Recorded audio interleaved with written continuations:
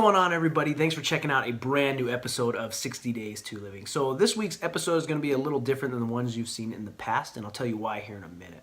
So to recap on last week's episode, which was gaming on eBay, I kind of went through the process of finding games and relisting them or selling them on eBay. A few of them I said, hey, look, I bought these for $3. I'm going to ship them for $1.50. If I could sell them for $5 and get $4 for shipping, I've doubled my money. I was able to do that on 2 games, so that was kind of awesome. Made $9 there. I know it's not a ton, but like I mentioned in last week's episode, I'm learning each time I sell something. I was also able to sell 2 other games for over $20 and make almost a $20 profit on each of those games. They're actually the N64 games. So that was cool.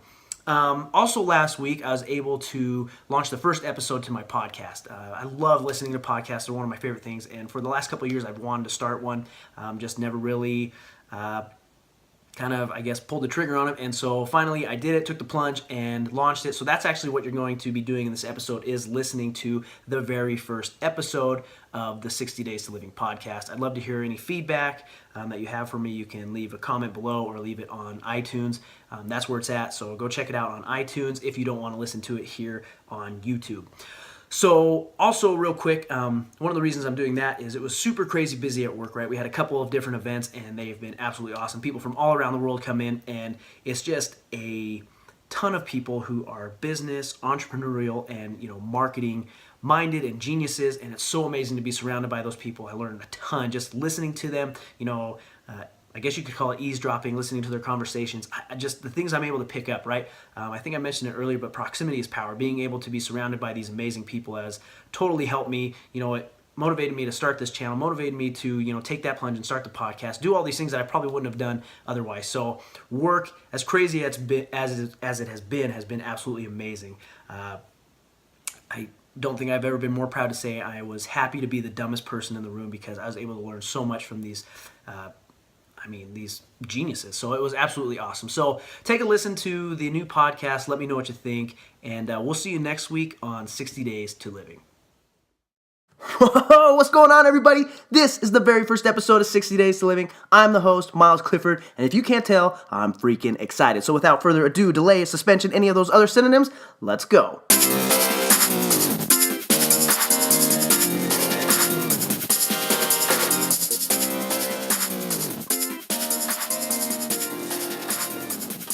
What is up? Again, this is the 60 Days to Living podcast. I'm the host, Miles Clifford. Thanks for listening. I am pumped to be doing this. So quick backstory on that jingle that you just heard in the intro. So a few years ago, my wife and I, we bought this brand new Mac computer and got it all set up. And she was going out shopping with her sister on a Saturday. She gave me a long list of things to do. Hey, can you fold the laundry, start a new load of laundry, do the dishes, clean the kitchen, clean the bedroom, the whole gamut. And so I was trying to put off the inevitable, and I sat down on the computer and opened up GarageBand, just started playing around. Well, next thing you know, I was like, whoa, this is awesome. Started throwing tracks together, beats together, just trying to make anything cool that I could. And after probably 4 or 5 hours went by, my wife walks back in through the front door. I was like, hey, you got to come check this out. Look what I made on GarageBand. And I took her into the room and I hit play and played the song. I was like, what'd you think? She's like, well, I think you didn't do anything that I asked you to do. And so I was like, yeah. So I was in trouble for that. I didn't think I'd ever use that song for anything, but 4 years later, it is the intro for the 60 Days to Living podcast. So pretty cool story on that. Real quick, I kind of want to tell you guys what I want to accomplish with this podcast. I'll tell you kind of the backstory of it. Maybe I'll tell you the backstory first. So the backstory of 60 Days to Living, how the name and everything about it came to be. So in March of 2017, I started working for a brand new company. This company is called ClickFunnels. Freaking amazing company. And every few months I have not every few months, but every day I have the opportunity to be surrounded by entrepreneurs. And every few months, a group of entrepreneurs fly in, they get up and present, and they say, hey, here's my backstory, here's what I'm doing now, here's where I've had success, here's where I'm struggling, hey, can you guys give me feedback? And so it's amazing to listen to that. If you were to ask me, and say, hey, would you pay for this? I would tell my employer, yes, I would pay you to listen to that. Don't tell them, but that's the truth. It's that amazing. And as each entrepreneur would get up on stage and tell their story, I realized they all kind of had similarities in their backstory.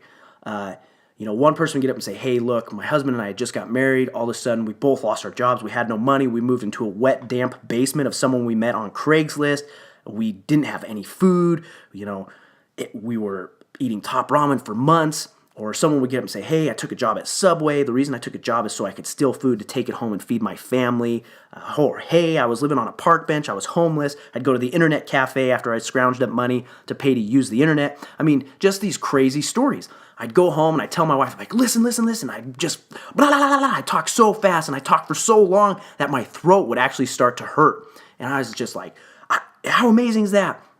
And each day I'd come home and tell my wife these stories. And then I went home and was like, you know what? How can we be successful? Like, what can we do to find success? And I was like, what do all these guys have in common?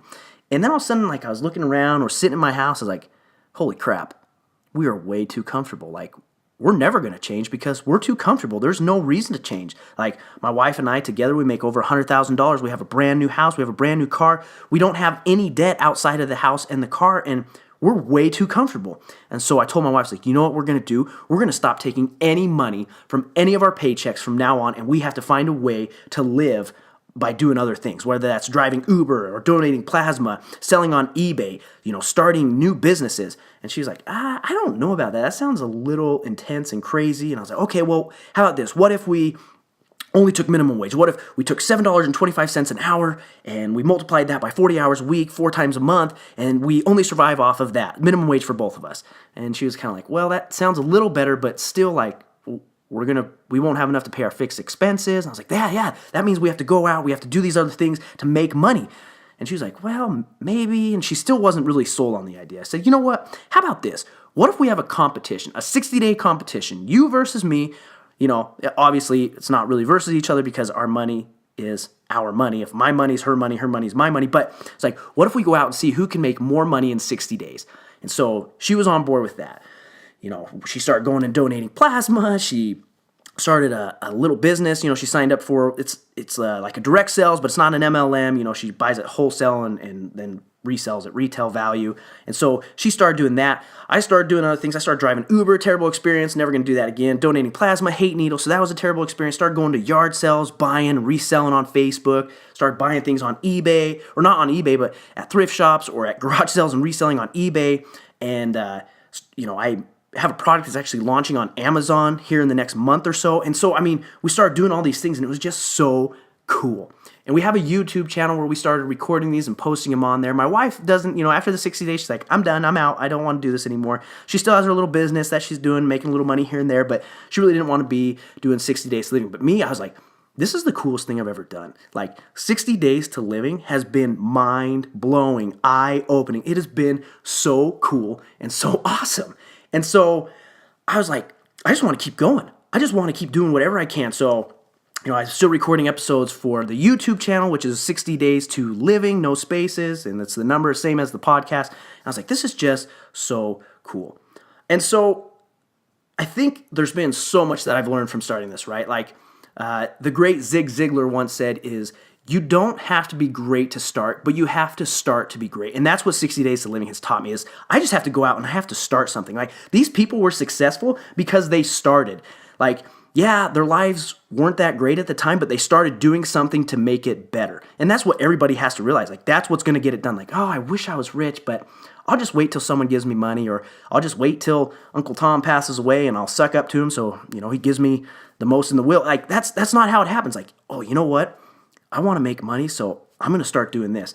And obviously, like, are my wife and I rich? No. Like, has selling on eBay made us tons of money? No, but I've learned new things every day, right? Like, I started on this path and it's taken me in different directions. I'm starting to learn, like, hey, this is what I'm actually passionate about this. It's the same thing like a sports fanatic of a team does not come out of the womb a sports fan, right? Like, I'm a Utah Jazz fan. I was not born a Utah Jazz fan. No one in their right mind would be born a Utah Jazz fan. It's just a life of losing. But, as I watched as a kid, I watched John Stockton and Karl Malone, Jeff Hornacek, Jerry Sloan. Like, I built these connections with these players, and all of a sudden I started, like, feeling like I was a part of the team, and I found what I was passionate about. I was super passionate about the Utah Jazz. So when they would lose, I felt like I would lose. I'd cry for hours. And so, like, as you start doing more and more things or watching more and more games, you become more and more passionate. That's just how it works. And so 60 Days to Living has done that for me. Like, it's taken me down these different paths, and I've started selling on eBay. Like, I was buying at yard sales and reselling on Facebook. I was like, you know what? That's not very much fun having to go meet someone out 20 miles away from my house, or having them come to my house and I don't know who they are. Like, are they going to be cool? Or are they going to have teeth? Like, I have no idea. If you don't have teeth, it's not a big deal. But I'm saying, like, I don't know who's coming to my house. And then I was like, you know what? But I actually like selling on eBay.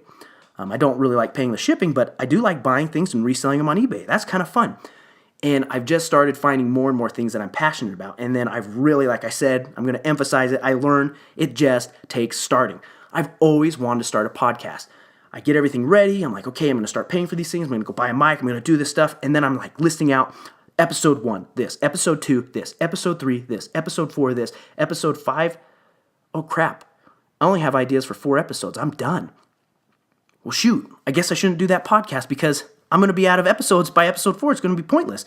But the more you do things, like, it's crazy, the more things come to you, right? So, like, hey, I get to episode 4, all of a sudden I'm going to have more ideas, right? The more people I talk with, the more ideas I'm going to get. And that's really going to lead kind of into how I want to close this first episode. So I kind of told you where 60 Days to Living came to be. And what I want to accomplish with this podcast is I want to help motivate others to go out and just start, or to continue doing what they're already working on, right?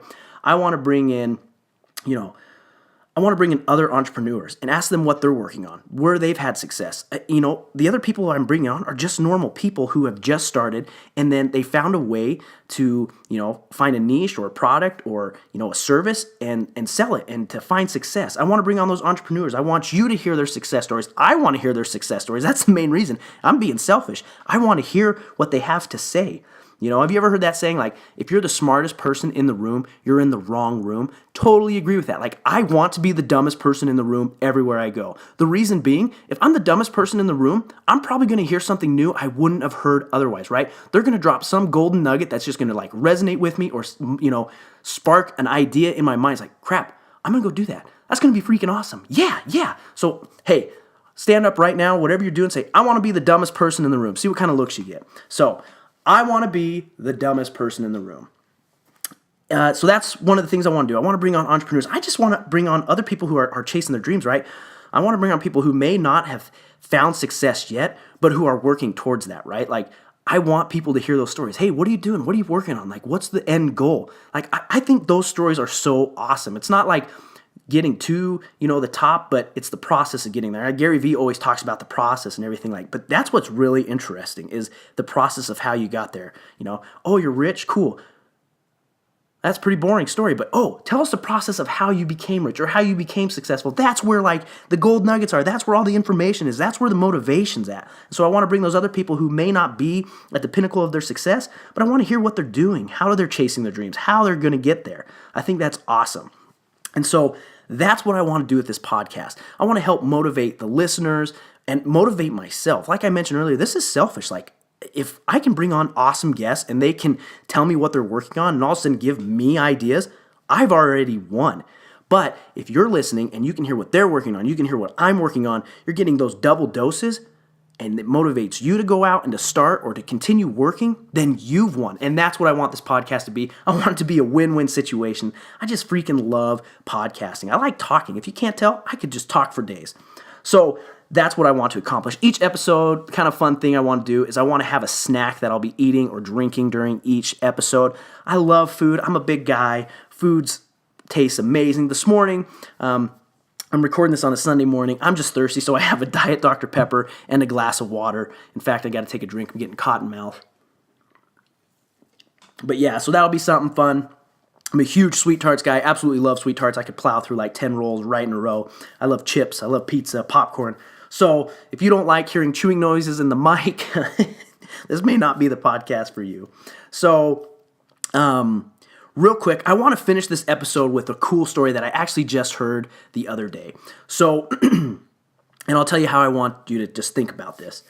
There was a guy, and he was living in Texas, and he bought a bunch of land. And he started farming it, and he was just doing okay. Like, he wasn't making a ton of money. He was just making a little bit of money here and there. And this was back, a while ago, let's say 40 years ago. And these surveyors came out and said, hey, we want to survey your land for oil. And the farmer was like, other people have come out. They've never found anything, but go ahead. Why not? Well, all of a sudden, they started drilling and surveying for oil. They started drilling, and next thing you know, it just blew up, right? And it took them, I think, a couple weeks to cap this oil well, right? I don't know the correct terminology, so don't knock me for that. But it took them weeks to cap this. And so the news coverage came out, and they were talking to the owner of the land. They're like, what does it feel like to be an overnight millionaire? Like, you're rich now. Like, what does it feel like? He goes, honestly, like, no. I've been a millionaire for 30 years. And they're like, well, what do you mean? What do you mean you've been a millionaire for 30 years? He goes, I've been sitting on that oil for 30 years. I've been sitting on that money for 30 years, that potential for 30 years. And all it took was for someone to come to me and show me that I had that. It just took some surveyor to show up to his land and say, you have oil, and relay that to your life. Like, right, you have all this potential. You have all this, you're capable of doing so much. Sometimes it just takes one person or a group of people coming up to you and showing you the potential that you have. That guy would have never known or would have never been rich had those oil surveyors not come out and showed him what he had under his feet. And so think about that. This podcast is for you. This podcast is for me. It's going to be a ton of fun. Thanks again for tuning in. You can go check out my website, 60days2living.com. You can go check out my YouTube channel, 60days2living. Subscribe to it. It helps me out, keeps me motivated to keep going out and making videos. Again, appreciate you listening to this podcast. Let me know what you think. Leave a review. It'd be super appreciated. And you guys, I am just so freaking stoked. Like, I cannot tell you more or enough of how excited I am. Like, I'm doing it. I'm finally doing it. I'm doing a podcast. I've wanted to do it for years. So today, think of something that you've always wanted to do and think about how you're going to go out and start it. You guys, 60 Days to Living, Miles Clifford, we're out. We'll see you on the next episode.